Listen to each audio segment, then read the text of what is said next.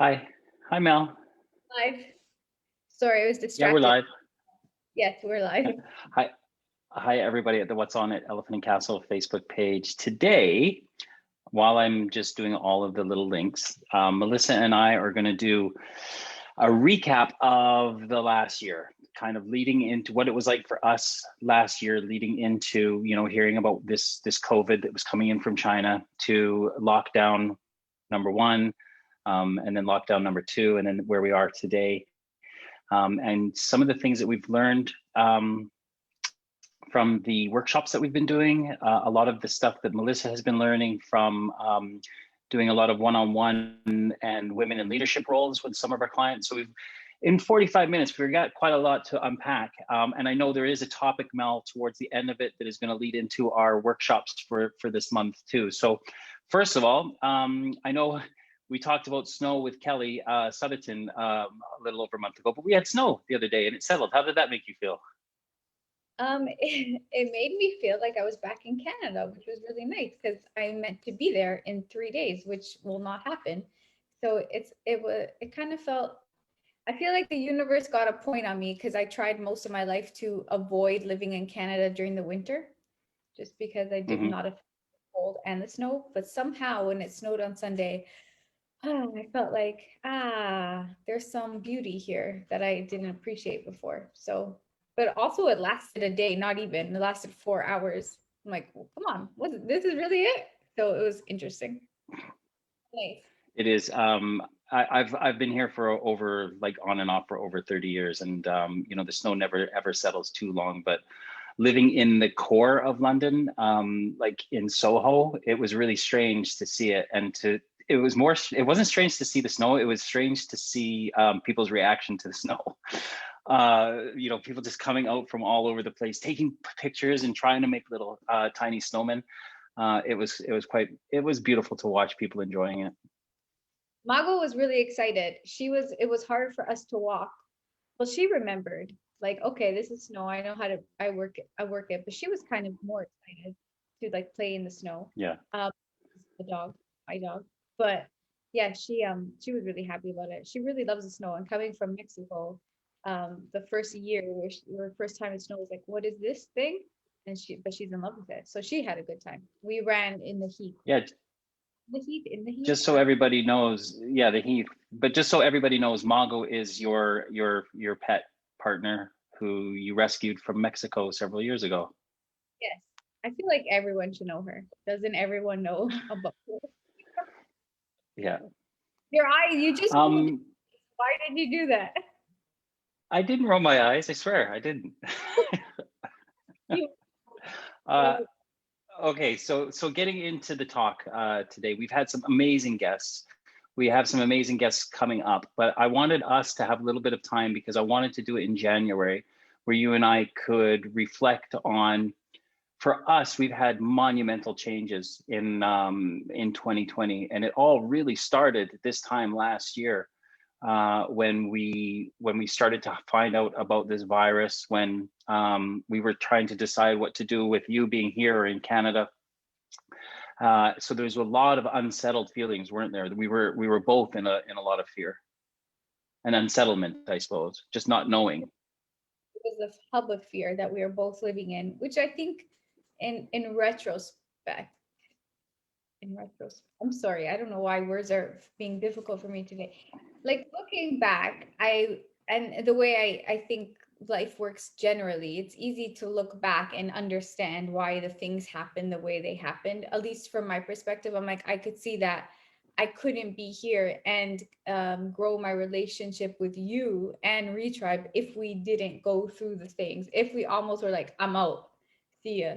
Like that, if we didn't have that experience, then I don't think we could be here and like grow and build and love the way we do. So I understand that that was a very important piece, essential piece of the puzzle. But that doesn't Mm, mean it not at all fun to live in and breathe in where like fear was just the source of everything and that just breeded more fear and it was just hard to kind of grip um everything really. Fear was a yeah. very was my companion for a lot of the months last year. Go on, your turn. Yeah, no, the internet was just breaking up a little bit.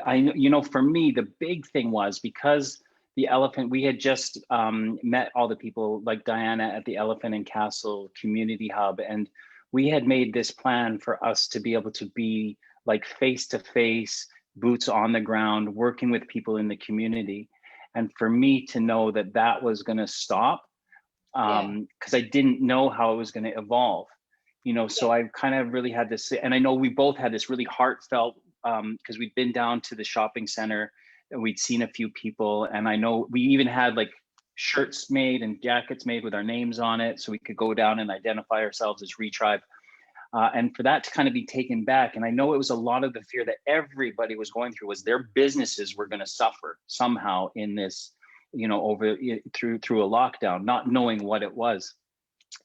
But little did I know at the time that, sitting in that fear and then seeing how things were evolved, and it's a big lesson that I'm going to keep to myself as an experience and also share with others, is that even though we might be really scared at that moment, thinking something is being taken from us, it's actually just the universe saying, hey, hold on a second, this is a way maybe where you guys can get to more people and talk to more people through this platform.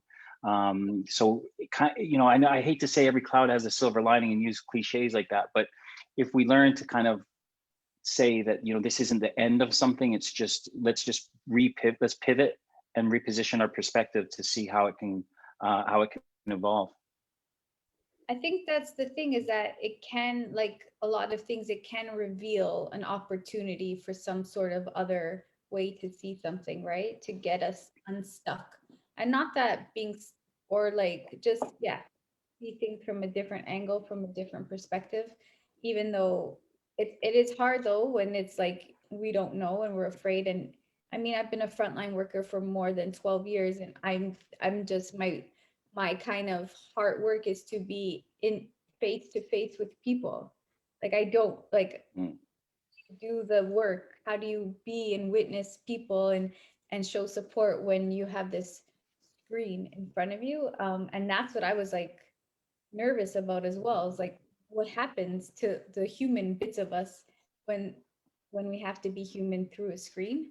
Um, yeah, it was weird, and it was definitely curious. I think I just like kind of Mm. was like had to take a step back and was like, I am not in control of any of this, like at Mm. all. Which was the hardest lesson for me, is to be like, even now I'm sitting with like, I'm sorry, you're telling me I can't go on a flight to visit my family? I'm sorry, what? No, no, no, you don't get to tell me that. I don't know who is that, but I feel like, ooh, I'm not in a lot Mm. of as much as I am, so I want to be. So that was a big thing too. Like what happens to the human contact when we can't be in physical closeness with each other? So this is something that I want to ask about your personal experience since working with our clients. I know you probably do as much online screen time, more than anybody I know, because you're on your screen a lot. Yeah. And I know that you are about being able to be one to one and see energies and see emotions and even see an eye roll in someone, which now I know you can pick from me quickly, even though I don't think I was eye rolling about Mago. But how has Watch your experience been? it. What's that? I didn't hear that. Good thing though, sorry to interrupt, but the good thing is that with actually being, oh no, we can go back. We can go back and like watch it. And also in a weird way, then you can almost see what I saw, which can lead to an interesting kind of understanding and different perspective, right? Like, look what I saw and how I could interpret it as an eye roll. Yeah, Interesting. yeah, interesting. So how has your experience been? And I know it would have been like, if you can remember back to the time that you started doing more of especially the women in leadership roles with some of the corporations that we work with. What's been your experience with those first kind of workshops and seminars and one-on-ones that you were doing to where it is today? Um, okay. I don't know. I think Well, there's two coming in from it from two different like lenses, I guess. The one is my own lens as a facilitator of space where the space is very different now. So the space is like a virtual space. And you know me to know that anytime I have to do something technological and then do something that requires it is too much for me. Like even using Zoom, if I'm doing a Zoom chat with somebody and then the chat comes up, like a Zoom talk with somebody and then somebody uses a chat button for a group of 15 people, like I can't. I don't Mm, know how. I'm getting better at it, but it was very like alarming for me. It was very intimidating for me. So that being said, is like, how do I facilitate these spaces for 15 people, maybe sometimes 75 people, and be present and like pay attention to everyone at the same time? And then also, I think a really real thing was like, you can see yourself. So like I would like be distracted by where my bangs were falling, or like even now how the virtual backdrop, you can only see some of my hoops, not all of my hoops. And what, like there's this weird like thing of being reflected back that happens. And then there's like the feels like for me this inauthenticity around like, well, I'm just talking to myself. I think I look cute today. Oh, or like when I say that, how does that look? Does that make me look? There's this very like like small s self-driven thing that I'm not a fan of either. So that was interesting. So that was that's one of the pieces of my perspective of like, how do I facilitate in these spaces? The mm, other part of that was like, there's a lot of different emotions at a lot of different times for a lot of different people.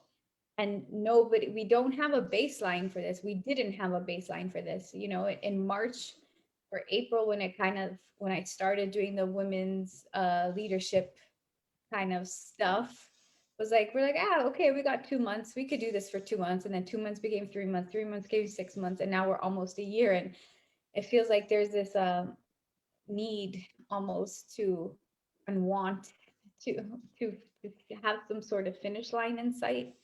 And so there's not mm, really, the challenge now is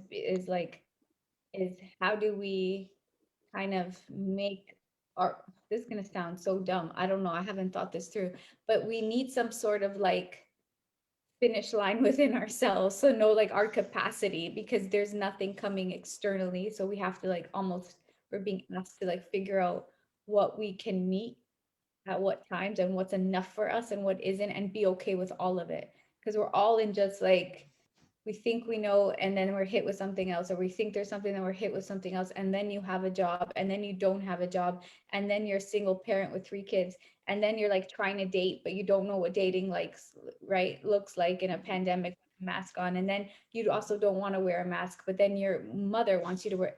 So there's all these conflicting emotions and they're all so valid, and at the same time they're, yeah, they're all valid, they're all like have their own truth about them, their own certainty about them, but at the same time they're also, nobody knows anything and they change from 1 minute to another, like internally and mm.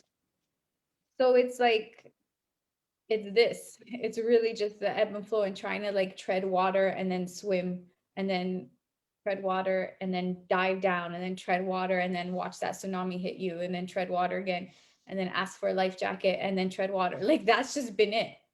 Like just these cycle. I'm wondering if you've seen some people perhaps cope, if this is the right language, cope with the lockdown, cope with working with home a little easier, or at least been able to portray that they've been able to cope with things a little bit easier. And what are the traits that certain people have had to help them through this compared to some of the traits um, that some people have had where they've really struggled? And have you been able to kind of share that experience with saying, here are some solutions, here are some tools to be able to deal with the uncertainty and the anxiety? That's a big question. Yeah. And there's I think 1,000 little questions in that. So there's so Mm, many. I don't know where it came from. No, it's great. So I think for some people it's like, yeah, I'm working from home. Awesome.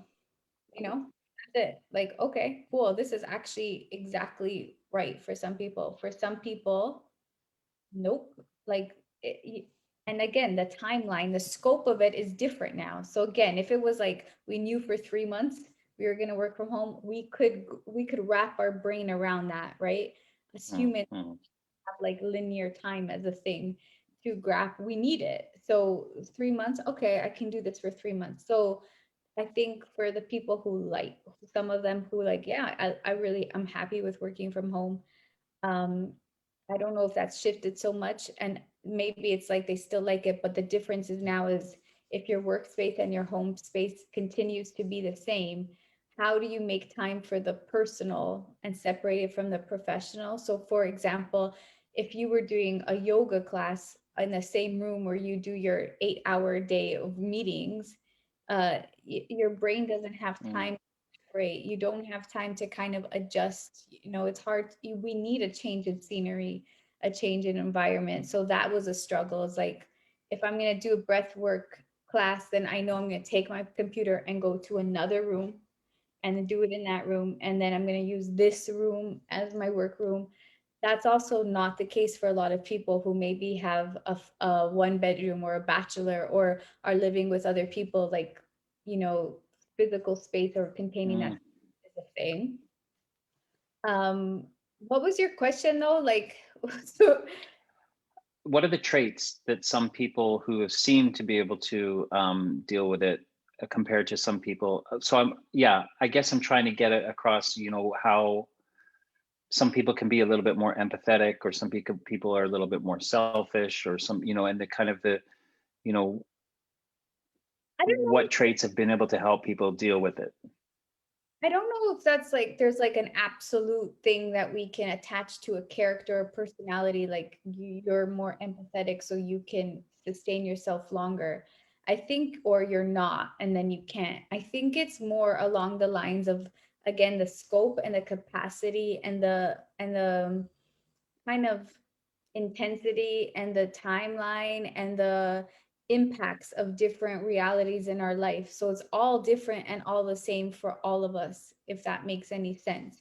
Because there are tools. So there's some of the stuff is like giving yourself the chance to take a walk for 5 minutes, right? Giving yourself the chance Mhm. to, if you can, have a different room for more of your virtual playtime and rest time, and then different from your work time.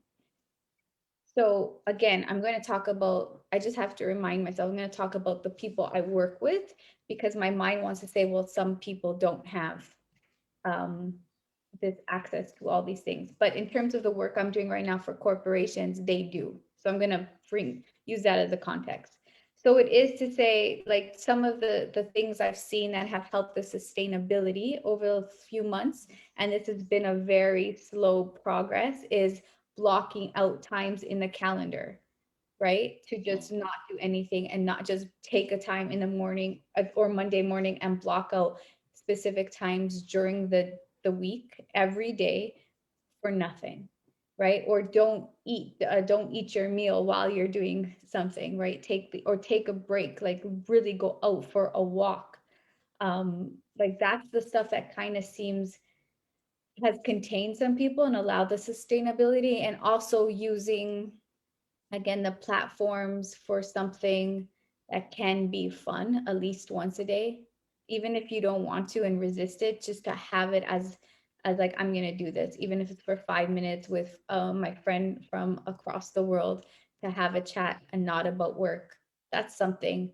At the same time, you're using the same platform, whether it's Zoom or all the other things, and it's just hard for our brain to connect differently, right? So it's really about really disconnecting and giving yourself time to disconnect and change up your environment. And if that means going to another room or going outside, then that's the thing, of to really give stimulus, different kind of stimuli to your brain and your body. I think that's the one thing that's been consistent, is change your environment as much as you can. I think that there's what I was kind of trying to allude to as well, is that some people, I love, we have to block out things in our calendar, but some people will be like, okay, so in 5 minutes, my alarm is going to go off for me to go take a walk, but I have 10 emails to send. So I'm just going to stretch it.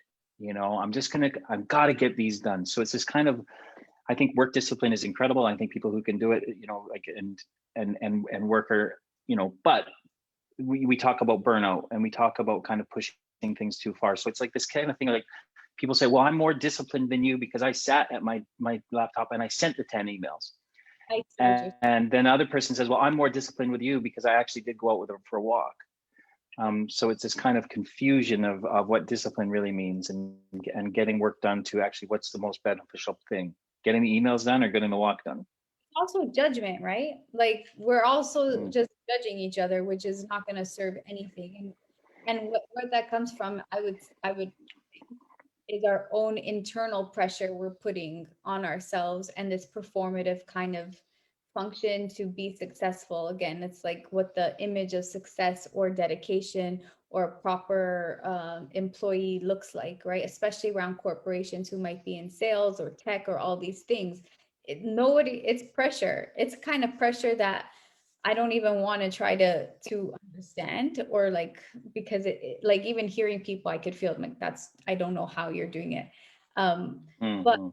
so there is this like judgment that comes with it, but that judgment comes from our own internal pressure we've created on ourselves to be a specific kind of employee. I think what's come up a lot too is that a lot of the people I'm supporting right now are lucky to have a job, and they don't want to risk that losing it because they understand that they are lucky in a pandemic to be able to Yeah. have a job that's sustaining them through this time.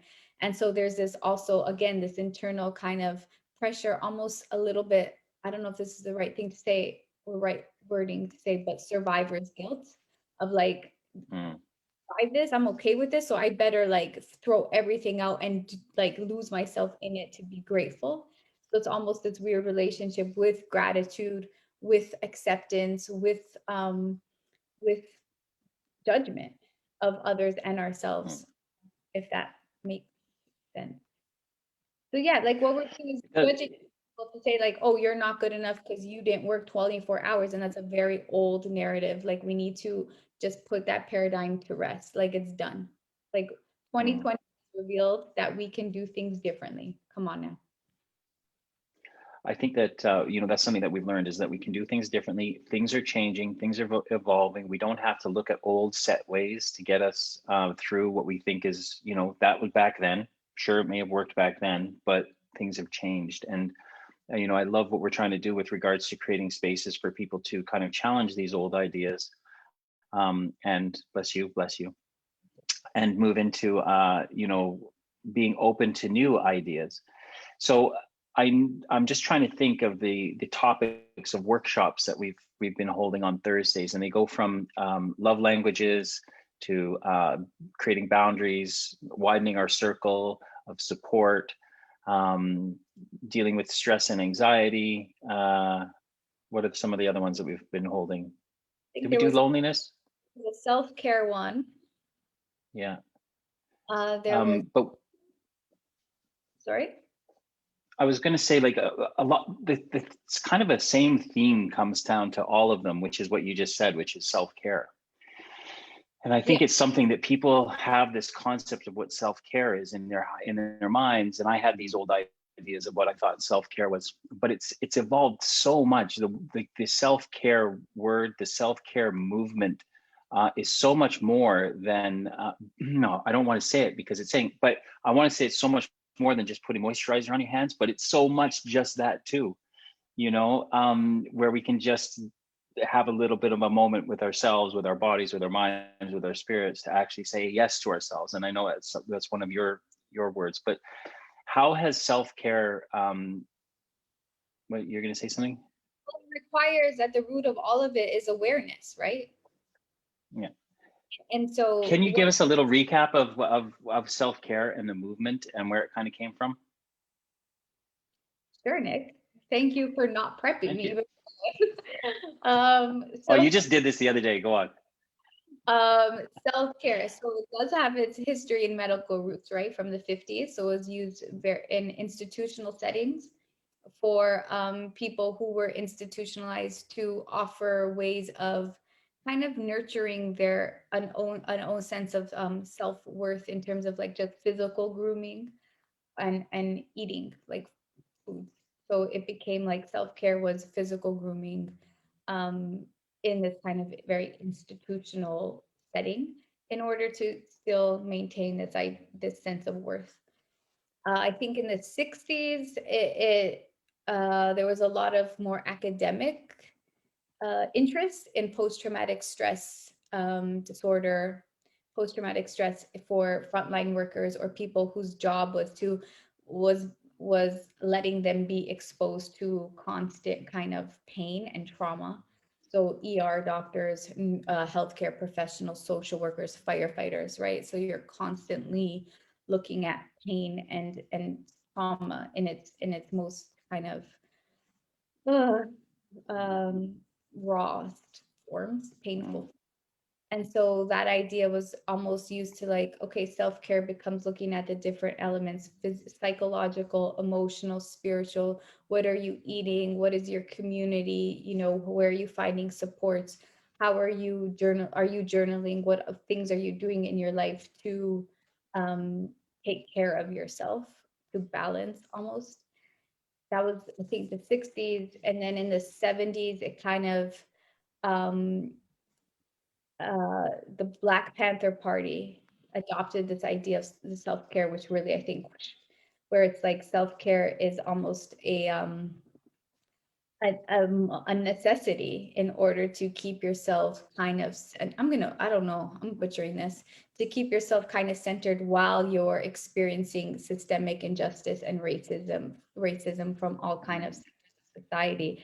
So self-care almost became a necessity. Or so Audre Lorde, who's a Black feminist writer, wonderful powerful lady, she says something along the lines of like self-care is not an act of self-indulgence, it's an act of self-preservation. And she goes on, Mm. that's a political act, that's a political warfare. I butchered that, I should know it. Oh, I But think you nailed it pretty good. That was pretty spot on. it's not indulgence, it's preservation, and that is an act of political warfare. And so when Mm. you context of kind of America in the 70s, civil rights, Black Panthers Party, like all this, I mean, it's still very present today, but it's like what we to keep going and keep fighting through all the systems that are making it through a lot of intersections. So Mm. that kind of the core of it. And I think that that's the context I can give in terms of as much as I Mm. can give right. Um, so I think for the when I first heard those words from her many years ago, like that always like felt like true for some, like true. So the idea of like indulgence, taking care of ourselves and saying yes to ourselves is not selfish. It's not unkind to somebody else. It's not a knot of something. It was really is just for us to fill our own cup so that when we are present for other people, we can be present fully and not because of an obligation or a need or a responsibility that's not met with, I think, compassion and authenticity and love. Because if I don't, I can talk about this for a long time. So if I don't know what love feels like or safety feels like in my own body, how can I express it to you? And then also, how can I know how to receive it from you, even if it might not agree with my own, right? So it really Mhm. requires what we said a few minutes ago is this awareness to be present with ourselves and knowing that within that awareness, all the kind of questions and answers can come with safety, with curiosity, maybe with a little bit of compassion as well. Um, Mhm. okay, ask me another question because I think I lost. Well, what I'll do is I'll just kind of like what I did the other day was I recapped kind of like my journey with self-care, which is like for 40, like 40 odd years of my life, the majority of my life, self-care for me looked extremely selfish because of trauma, because of substance use, because of just trying to get out of my head. I needed to, so the selfish things that looked like, which were based around vanity and around what you thought of me and also just using substances were a way of caring for myself, even though they were extremely destructive. to my body and to my relationships. But they were an act of self-preservation until I learned that especially in recovery, I learned that in my acts to others with no expectation of anything in return, which is part of my recovery, I started to build self-esteem. And in that, and I know you know more or less exactly when this happened with me, which is when the lockdown happened. I started to learn that about self-love, because I hated myself for almost, I was 49, I'm almost 50. So what, 49 years old, I still had these things of self-deprecation and not liking myself. And then all of a sudden I was like, wow, like what we're building and how the amount of people that we've reached and how I can work with men in recovery. I started to build this self-esteem. So I learned that self-care became caring for others, which then brought it back to me having some self-esteem, which then me being able to meet, like you said, being able to meet the love in me in someone else, and being able to receive the love that I could find in myself finally, where I've had now probably the most genuine relationships in my life with you, with Danny, with other people, with Michelle. Like they're really pure, beautiful relationships. And in this, Melissa, I want to kind of get to before we end is we started this.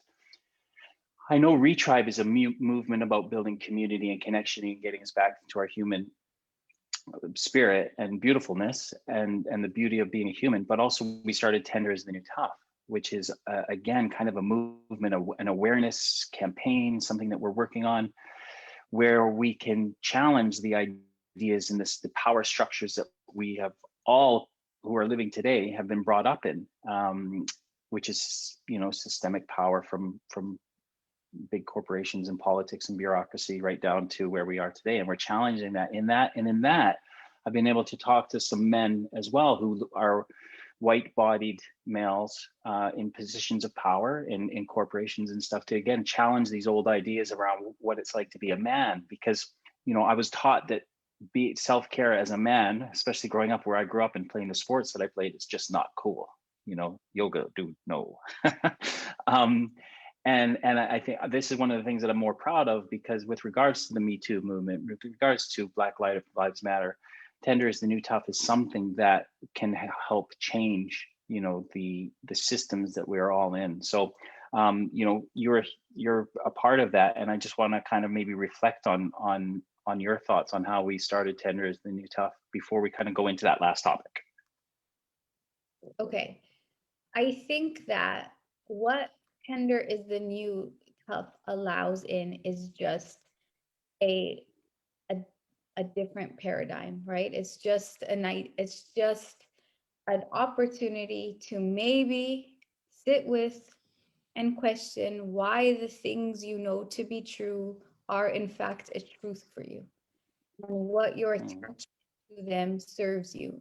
And perhaps maybe it's no longer serving you in the way your, I'm just going to say, soul or spirit might need. It served you when you needed to play hockey and be tough, but maybe now when you're in a relationship that needs a little bit a different kind of another version of you, maybe that is not the service. Or for you to take care of yourself and to rest, maybe it's not serving you so much anymore. So really, I just see it as an opportunity to invite in a different conversation of the whys behind the what we do's, right? Or the whys behind the whys we do it. Whys we do it doesn't sound right, but if that's the thing, right? Just Sounds to ask cool. Mm. why. So, and again, a lot of this comes from my own journey, my own like reflection, my own sitting with my shadow, and my own like trying to love the bits of me that I was taught are not lovable. Like that's not lovable. Don't be that way. Don't do that, or you should do this. So for me, over the last couple of years of sitting down with the parts of me that I didn't want to love because I was just told I shouldn't and I couldn't and they were unlovable, like just what happens if I do love them? Like what happens if I don't, if I just like breathe between that attachment that I have and that identity piece I need to hold on to, because that provides like solid ground for me. And the solid ground in a time of a lot of instability is at least the thing we know. And sometimes that's a lot safer being in something solid that we know, that is familiar, than something that is a little is not known, right? So we choose the what familiar, even though it's breaking our hearts and cracking and shattering us. At least we know it. So that's a I think it's just offering a conversation and a different way of looking at what we do and the whys behind it. Mm. It is, and it's creating these spaces where these conversations can happen. And just kind of going into this now, you're in spaces where a lot of conversations happen, where a lot of people have opposing views. Yeah. And I kind of this is leading us into our workshops that we're going to be doing with the Elephant and Castle community around judgment and discussing topics and how we can kind of best carry ourselves into situations where someone within our family or within our work environment might have opposing political views or economic views or religious views. Uh, and how can we stop the what's that? Or coronavirus views, right? Or Mass. coronavirus views, Brexit views, yeah, and how can we stop the headbutting and the conflict and to become more compassionate and understanding and non-judgmental Yeah. while still holding our not losing our values. Yeah, this is the key, right? And I think it's just a progress. I don't think anyone can have all the answers all at the same time. But again, it comes back to this idea of awareness and the question too of like why. So there's a lot in this, which I'm very, very excited about. But it's like, how can we have difficult and uncomfortable conversations where there is proper disagreement, but still meet each other in love and with love? And that seems the that seems the challenge because it's a lot easier, especially with politics, is to yell. Usually the loudest one is the right one. And it's a very kind of, I think I said this last week, it's very kind of WWE charade of like it's just a spectacle. Now we're just all watching it, eating popcorn, and then we get lost in like, oh, that's the way we converse now. Again, I'm generalizing, but I think the mainstream kind of stuff is around everything being a spectacle, especially in the United States recently. So I think that it's, yeah, how can we disagree and receive and communicate with love? I have no idea because well, no, that's not true. Of course I have some sort of idea, but it is something I actively work at every day because it's how to be neutral with by still being aligned with your values, but not bringing in the judgment or not even listening so you can respond and fight back, right? What a difference it would be if you can listen to try to understand instead of listening just to fight back and belittle and make somebody feel less than. It's like, what does listening look like if we're listening to really understand? So that's, I think, the root of it all, of how do we, the certainty that we need and the belief to hold on to something because it's so married to our identity. What happens if we just put that aside for now? You can go back to it, but just in this conversation, what if we let go of what we're so attached to because of our identity is attached to it? That's a big ask. That's not easy. Yeah, But again, the whole point of these workshops is we do a little over weeks, right? This will be like a yeah. 2 month kind of thing. Um, but so that's the idea of like, what do we need to put aside so we can meet presently and just listen without even responding back.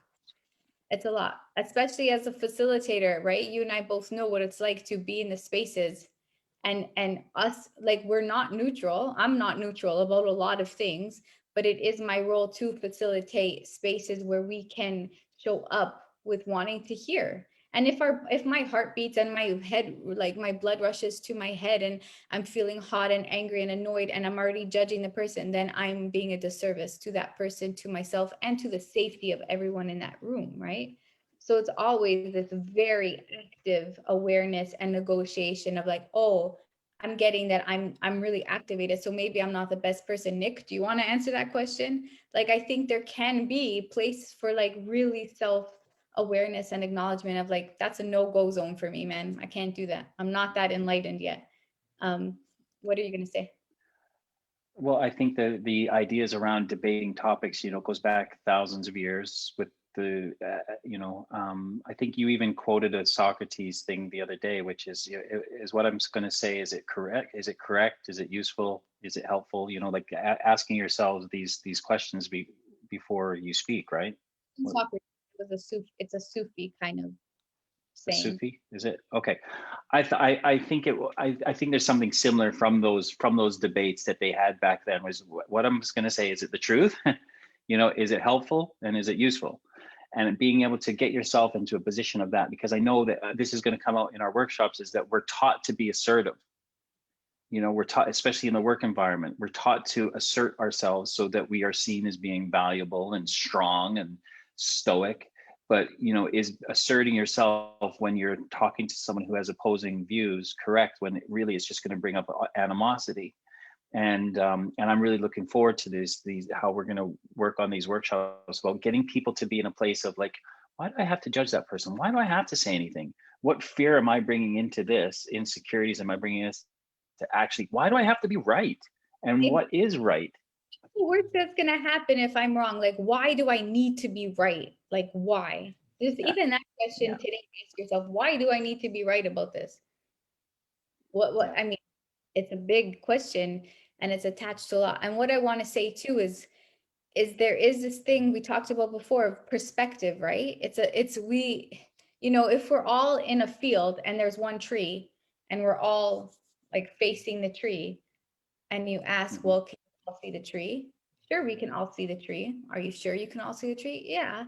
But then, we don't see the roots of the tree. So we're not seeing all the tree. But the truth is, in that moment, we're all seeing the tree, but we're not seeing the whole tree. And I think Yeah. that's the essence of like how we can't actually always see the whole of everything, right? And so we don't see the roots. Mhm. We don't even see the backside of the tree. Maybe we can't see the top we can't ever see the whole thing. This is very philosophical right now, Yeah. but that's the idea of like really trying to understand how one person's viewpoint, vantage point, experience, trauma, race, class will contribute to how they are viewing the tree, the land that's on, that Yeah. stolen land it's on, right? That's a thing too. That's the biggest thing, but again, that's where I'm going to come from. I'm going to see it. So there's all Mm. points of perspective. So how do we meet from those verging points into a place of like, maybe not even respecting it, because there's a lot of opinions I might actually not respect nor agree, or not agree with nor respect, but I can understand. And that just gives a Mm. place, a piece apart for potentially making a little more peace around it, rather than like really just causing me a lot more strife and grief in my life and stress and annoyance. Melissa, what's been your highlights over the last 12 months as we wrap up? First of all, I can't believe time already went by. That's so bananas. Hmm. Well, I don't know. That's a hard question. Uh, Highlights of 2020. I think just being able to do the work that feels okay with who I am, which is like maybe is creating spaces for people to come just as they are without having to feel like I would say judged or needing to perform or needing to have the right words, and just kind of letting people be how they be, and witnessing, um having them witness and loving them through it. And even if that's too scary for them, that doesn't matter, because it's what I want to do, is love people um through all of it. So that Hmm. I've been able to have an opportunity this year to really figure out how I love and how I can hold spaces of love within myself and then with other people, personally and professionally. So that's been kind of, I think the highlight is getting to know myself in this chaos. And you? I think that's my highlight too. My highlight too is being able to come to a place in my life at nearly 50 years old to be able to receive the love that I deserve, to be able to give the love that I feel, to have these relationships come into my life where, people trust me. People trust me with their children. People trust me with their dogs. I'm talking about specific. I'm a grown-up adult. I pay my bills. Like my business, our business is growing. Another highlight is that we've grown. We have another partner on board with Michelle. You know, I'm happy and enthusiastic about life, not just the, you know, not just the things that I just mentioned, but just waking up in a general feeling of like, I know there's some fear is present, and I have the tools today to be able to help me ride through it, and to see, you know, that life is pretty beautiful, and I'm extremely blessed and grateful. So I'm, yeah, like you, being able to meet myself in a place where I can receive all this stuff, but also understand that, you know, life has ups and downs, and I have the tools today to be able to, like you said earlier, ride those waves. Sometimes duck, sometimes tread water, sometimes swim. So yeah, extremely grateful, and for also for the Elephant and Castle community to be able to do this stuff for almost a year now, and to have some incredible guests coming up. I know we do have I mean, Stuart Binns is coming up, who's an author and a producer. He's heavyweight. Louise Prado, she's a heavyweight lady who's been around in as a VP of marketing, and a woman who's helping, you know, people with a lot of things. So we'll get into her as well. Guy Pearce is coming on board. He's a gaming guy. Who's extremely passionate about games. So, like, you know, the month of February is pretty cool. Edwina is coming on as well from Silverfit. So February is going to be packed. So we're extremely grateful for everybody for when you do get to watch these videos that we can put out, and hopefully people have a few little bits of inspiration for you. So looking forward to Thursday as well. I know, Mel, we've got this topic and we've got these things that we're bubbling away, but we don't really have a title for it yet for the workshops. no, but this Thursday is just widening the circle. This is just the recap for Thursday. But Okay. the difficult conversations piece will start in the first week of February. But Yeah, we'll have. cool. Okay, well, enjoy the rest of your day. Say hi to Margot for me. Yeah, I will. Okay, we'll talk later. Okay. All Bye. right. Bye, everybody at the What's on Elephant Castle. We'll see you